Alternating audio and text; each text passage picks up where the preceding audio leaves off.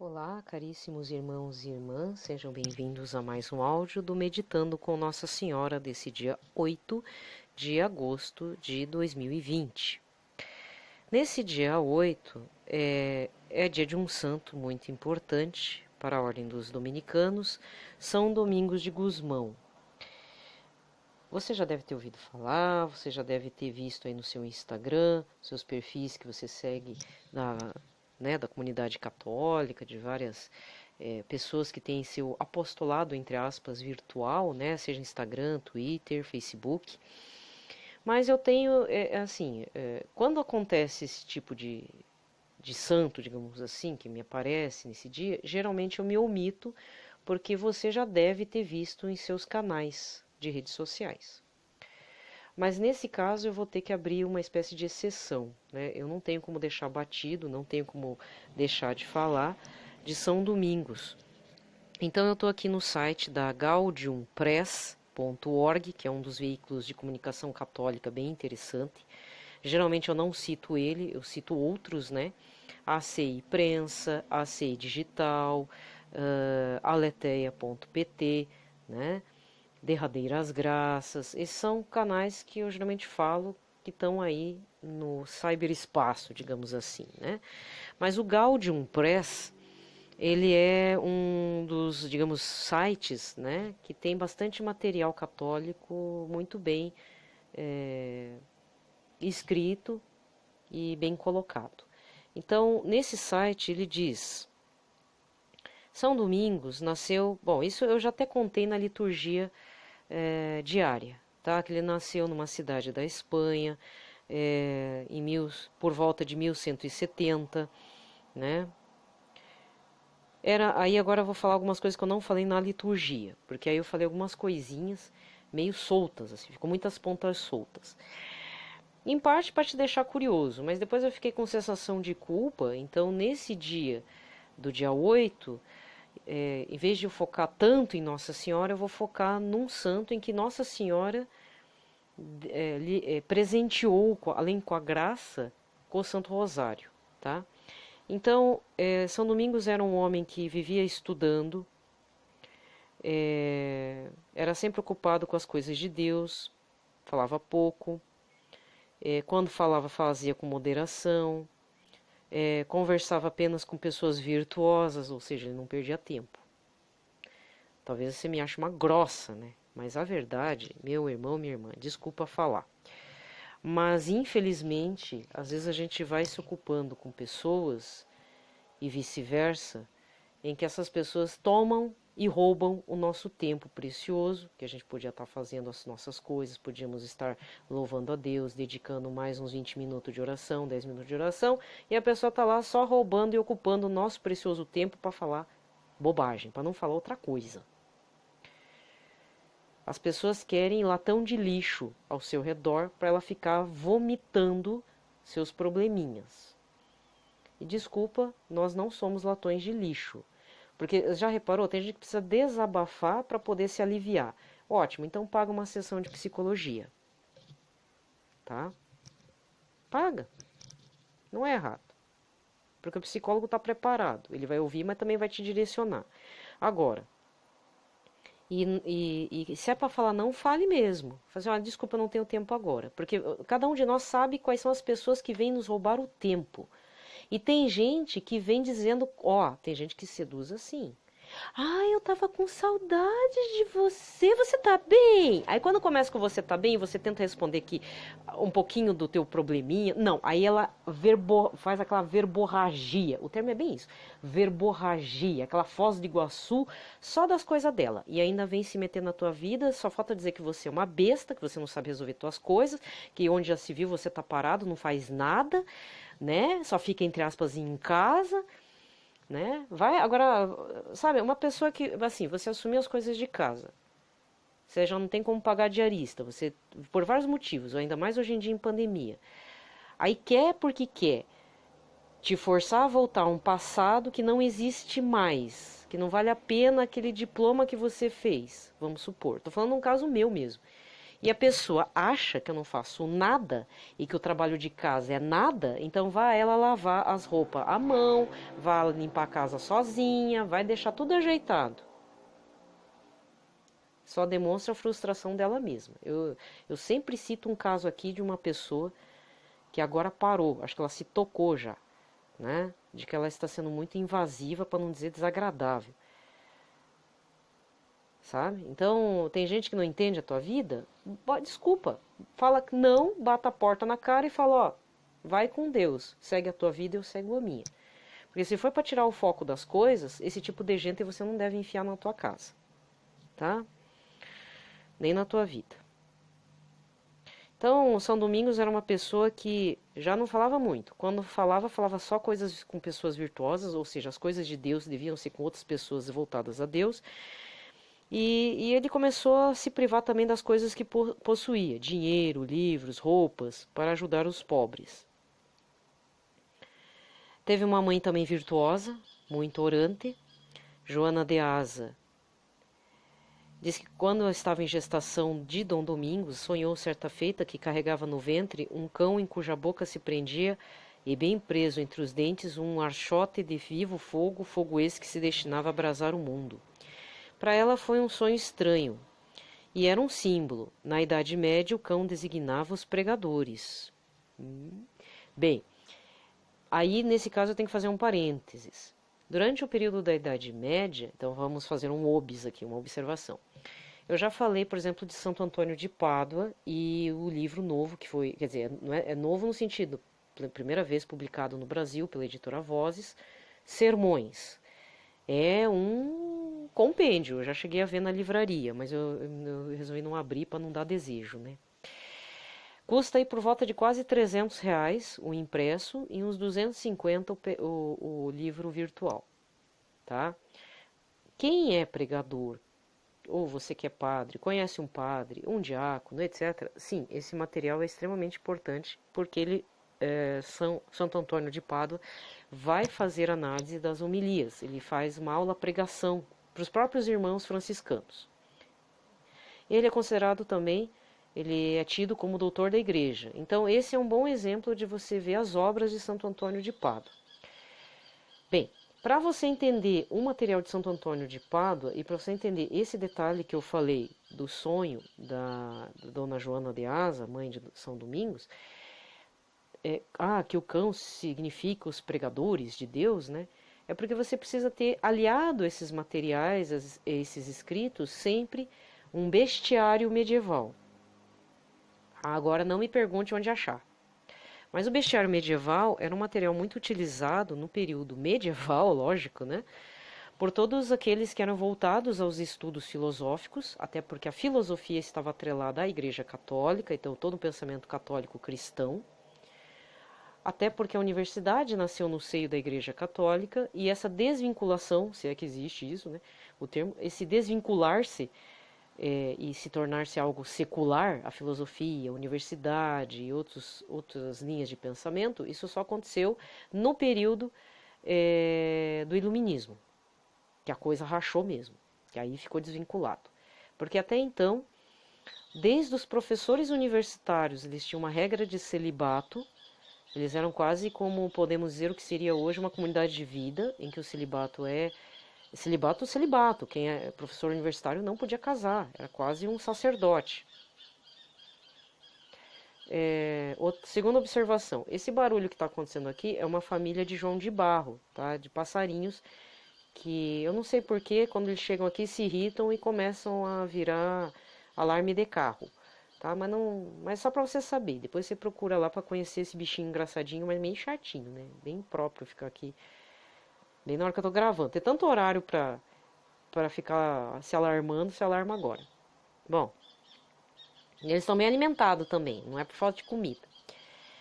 Enfim, então para você entender esse sonho e também qualquer outro escrito de qualquer santo do período medieval europeu, e até mesmo, claro que não vai ter Idade Média aqui nas Américas, mas ali, né, na Europa como um todo, você precisa ter do lado o bestiário medieval, porque às vezes ele vai usar o termo do pelicano, do cervo, né, veado?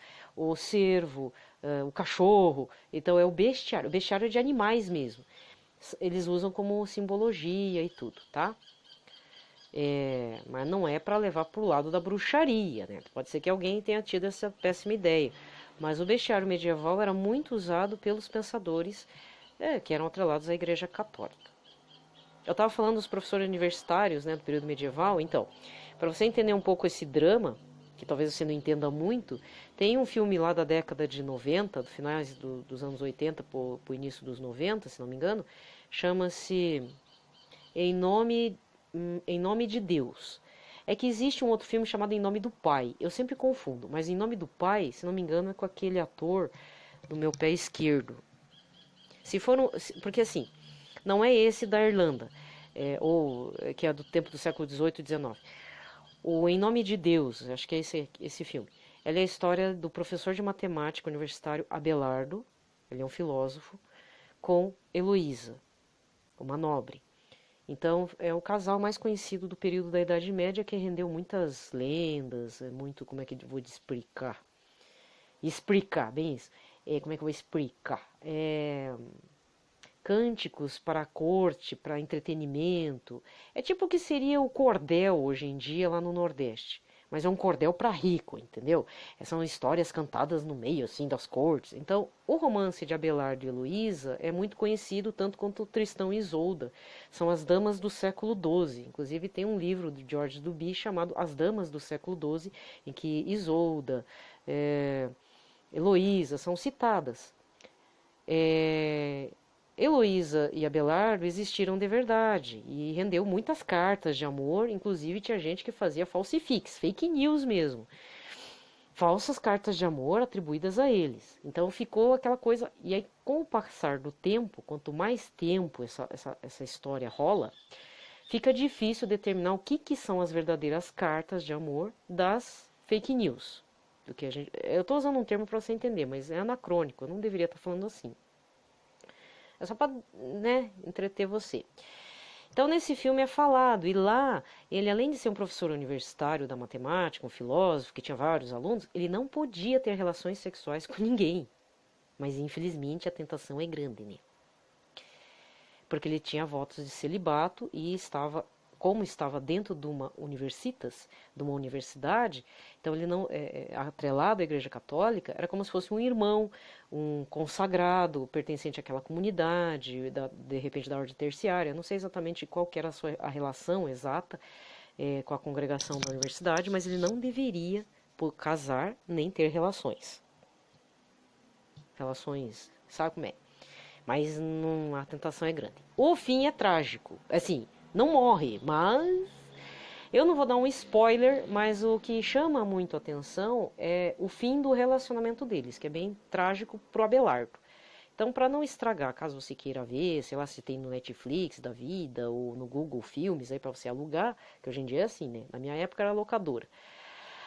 Então, é Em Nome de Deus, é a história de Abelardo e Heloísa, tá?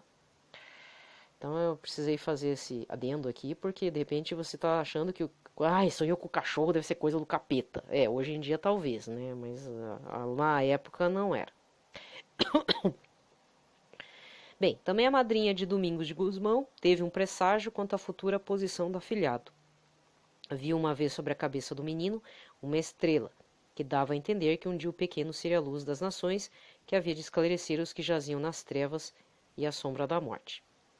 É por isso que a estrela aparece nos quadros do Angélico, que deve ser um epíteto de São Domingos de Gusmão. Bem, a caridade era uma das principais qualidades desse santo, desde pequenino, e ele acaba tendo sua juventude, né, seu período mais maduro de vida, consagrado a Deus, então desde pequeno já era consagrado. Na região começaram a surgir muitas heresias, principalmente dos albigenses e cátaros, tá? Principalmente na região de Languedoc, albigense. Foi uma das heresias bem complicadas de serem varridas ali da população. Inclusive o Santo Antônio de Pádua também teve que sofrer com esse povo lá na região da Itália, porque lembrando, Santo Antônio, é que assim, eu gosto de Santo Antônio, né? Santo Antônio de Pádua, ele sai de Portugal, só que ele tenta ir para o Oriente, né? Ele queria ir ser um cruzado lá, tal, mas ele não consegue ser mártir, ele cai e para na região da Itália, e lá também é disseminado essa heresia. E ele também combate bravamente, né, sob a ação do Espírito Santo, essas pessoas. Então, São Domingos não seria diferente, tá? Aí, na Gaudium Preso, você vai ler aqui um breve histórico, um contexto dos hereges albigenses, que eu não vou falar, vou deixar, aí sim vou deixar para você estudar. O Papa Lúcio III convoca o Concílio de Verona, então São Domingos já está mais maduro na vida. Então, alarmado com a consistência que tomavam os albigenses, os valdenses, restauradores do donatismo, outras heresias que estavam surgindo, reuniu em 1184 um grande concílio em Verona, do qual participou espontaneamente o imperador Frederico I. O Concílio de Verona tomou as mais severas disposições contra os hereges, decretou que os condes, barões, outros senhores jurassem ajudar de mão armada a Igreja Católica para descobrir e castigar os hereges, sob pena de serem excomungados e perder bens e direitos. O negócio estava feio. Ou seja, se os grandões lá, os senhores feudais, estamos na Idade Média, os senhores feudais não tomarem uma posição até de questão de vida ou morte, esses nobres perderiam muita coisa. Não só a parte espiritual, mas a parte material também. Os demais que prometessem também debaixo de juramento denunciar ao bispo ou os delegados, todas as pessoas que se suspeitassem viviam na heresia ou formavam sociedades secretas. Então foi estabelecido foi estabelecido a Santa Inquisição. Interessante. Tá. Bem, mas vamos pular um pouquinho. Essa parte é dolorosa, né? A Santa Inquisição foi um processo jurídico, é todo um aparato jurídico mesmo de julgamento e decretos, né, que poderiam decretar até a morte da pessoa na fogueira ou jogar na água, mas geralmente na fogueira. E infelizmente muitos filhos da Igreja Católica usaram isso para serem, como é que é? Tem um termo. Homens que não gostam de mulheres, né? Tinha muito isso na época. Bom, existe até hoje, agora mudou o nome para feminicídio. Mas homens que não gostam de mulheres tem um termo. Queimavam, assim, pegava a mulher lá, a mulher às vezes estava em delírio, podia ter algum problema mental, ou tomava mesmo um chás lá que deixava ela meio alucinadona, e como ela não jurasse fidelidade a Jesus, queimava a mulher e as outras pessoas na fogueira, né? Foram criados instrumentos de tortura, não sei se foi nesse período que teve digamos assim, a fama de Torquemada, que era um inquisidor bem cruel, lá da Espanha.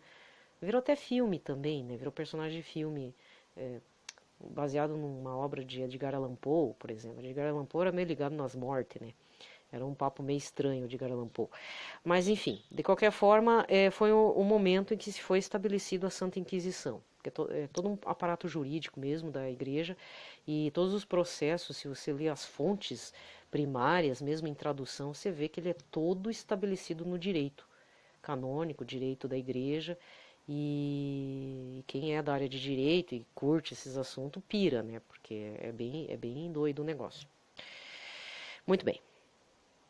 Alguns meses antes da morte de Inocêncio III, que aí era o papa posterior ao que eu falei anteriormente, São Domingos, cujo zelo em agir contra os hereges tornaram estimadíssimo do Santo Padre, apresentou-se à corte romana com o fito de obter autorização para fundar uma ordem destinada a pregar contra as heresias.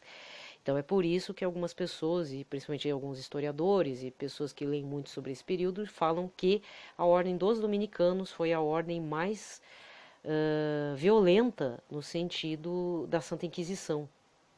Então ficou, para os olhos do mundo, ficou como uma ordem bem violenta, porque eles realmente estavam combatendo a heresia, e as pessoas, não foi só as heresias, né? Combatiam as pessoas que não se definiam em Jesus Cristo, na Santa Igreja Católica, e os destinavam ao processo de julgamento e morte, tá? Muito bem, o Papa acolheu a ideia com grande satisfação, não acendendo a alegria que lhe ia na alma. Não escondendo, desculpa, a alegria que lhe ia na alma. Então foi dada autorização. Muito bem. Agora vamos para... Então, eles eram os apóstolos da cruzada contra os albigenses e foi instituído a instituição do Santo Rosário e de sua festa. Muito bem. Essa parte mais dolorosa da Santa Inquisição eu prefiro não falar muito, porque infelizmente existem dois lados da versão. Então, tem os historiadores seculares que vão ser contra as atitudes da Igreja Católica. Mas lembrando que historiadores seculares sempre são anticlericalistas. Todos, principalmente na França. Né? Na França isso é muito comum, devido ao seu histórico da Revolução Francesa. Também eu tenho que falar isso, né? Não posso esconder. Se você vê só a história da igreja, lógico que você vai tomar partido e vai dizer, não, eles mereciam a morte mesmo. Aí vem os dois lados do extremismo. Mas, infelizmente, o que podemos dizer de saldo é que houve muitas mortes na fogueira por conta dos tribunais da Santa Inquisição. Porque é tribunais mesmo. Só tinha juiz de acusação, né? Defesa ficava por conta da própria pessoa, que já não resolvia muita coisa. Mas no sentido aqui do Meditando com Nossa Senhora, eu vou partir aqui para a instituição do Santo Rosário de sua festa. Um dos meios mais eficazes que São Domingos empregou para obter de Deus a conversão dos hereges, ao mesmo tempo instruir os fiéis, foi a prática e a instituição do Santo Rosário. É uma prática que consiste em recitar 15 Pai Nossos e depois de cada Pai Nosso uma dezena da Ave Maria, para honrar os 15 principais mistérios da vida de Jesus e de sua Santa Mãe. O terço é sua terça parte do rosário. Rezá-lo bem é unir oração do coração à oração vocal. Então, resumindo a coisa, quando nós aqui no Brasil falamos rosário, são os 3 mistérios, que é o da alegria, o dolorosos e depois os gloriosos. O quarto mistério, que é o luminoso, os luminosos, foi instituído por São João Paulo II. Então, nossa, muitos séculos depois. Então, mas são válidos se você reza os 4 mistérios ou se você reza apenas os 3 mistérios, tá? Segundo o padre Duarte de Souza Lara, padre exorcista de Portugal, não tem problema. Você pode rezar o rosário completo, 3 mistérios ou os 4, não tem problema. Por outro lado, quando nós falamos terço, Santo Terço é a terça parte, então é apenas um mistério do rosário, tá? Muito bem. Muito bem. Aí tem as encíclicas sobre o Santo Rosário de Nossa Senhora, então vários papas vão falar da importância. São João Paulo II ainda coloca mais um mistério, né? Muito bem, graças a Nossa Senhora. Deixa eu ver. Tá, aqui faz um panorama até mais assim diferente, mais substancioso do que eu falei na liturgia da palavra. O Gaudium Praeus usa como referência, você que ama livros, A Vida dos Santos, de Padre Rohrbacher, volume 14, página 94 a 114. Tá? Então já fica aí uma referência de livro para aqueles que amam vida de santos, né? Como eu. Eu ainda estou nos primórdios ainda, né? Primórdios não, eu estou nos inícios, né? Pronto, agora entrei no site do aleteia.pt, na categoria Espiritualidade, com o título Os Demônios que São Domingos de Gusmão expulsou com Rosário. Que isso aqui é o que eu falei, a pinceladas muito bruscas, assim, na liturgia de ontem não, de hoje mesmo, é que eu gravei ontem, desse dia 8, né? Ele é de agosto do dia 8 de 2017, tem 3 anos.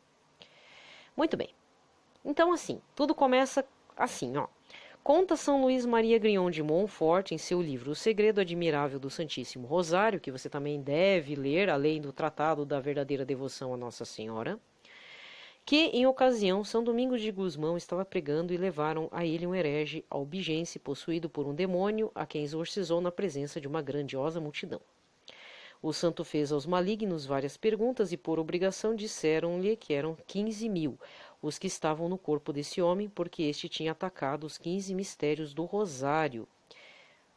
Ou seja, só os 3 mistérios completos, tá? Porque os luminosos só foram introduzidos em 2012, no século XX, né? Não, século XXI já, né? por São João Paulo II. Não, não é 2012, 2002 por São João Paulo II. Aqui tá equivocado. Tá? Então, lembrando, eu estou no site do aleteia.pt agora. Durante o exorcismo, os demônios disseram ao santo que com o rosário que pregava levava o terror e o espanto a todo o inferno, que ele era o homem que mais odiavam no mundo por causa das almas que lhes tiravam com essa devoção. Bem, São Domingos lançou o seu rosário pessoal ao pescoço do homem e perguntou-lhes quais dos santos do céu temiam mais e qual devia ser o mais amado e honrado pelos homens.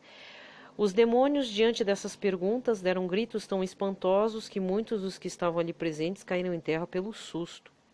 Os malignos não queriam responder, choravam, lamentavam-se, pediam pela boca do homem e pediam pela boca do endemoniado, a São Domingos que tivesse piedade deles. O santo, sem se alterar, disse que não pararia de atormentá-los até que respondessem o que ele, como padre e consagrado, tinha perguntado. Os demônios disseram que o diriam, mas em segredo ao ouvido e não diante de todos. Mas o santo continuou firme. Não, tem que ser verbalmente em público. Então, Padre Domingos, de joelhos, fez a seguinte oração. Ó excelentíssima Virgem Maria, pela virtude de teu saltério e rosário, ordena a estes inimigos do gênero humano que respondam à pergunta. Ou seja, ele teve que pedir a intercessão de Nossa Senhora. Aí vem o que eu já meio que falei em pinceladas muito pequenas na liturgia de hoje. Em seguida, uma chama ardente saiu das orelhas, nariz e boca do homem possuído. Os demônios rogaram a São Domingos que, pela paixão de Jesus Cristo, pelos mistérios de sua Santa Mãe de todos os santos, os permitisse sair desse corpo sem dizer nada, porque os anjos o revelariam em qualquer momento que quisesse. Mais tarde, o santo voltou a se ajoelhar e elevou outra prece. Olha como é que a gente tem que ser no combate espiritual, hein? Belo exemplo. O Padre Domingos falou: ó digníssima Mãe da Sabedoria, Nossa Senhora, sobre cuja saudação de que forma se deve rezar. Este povo já...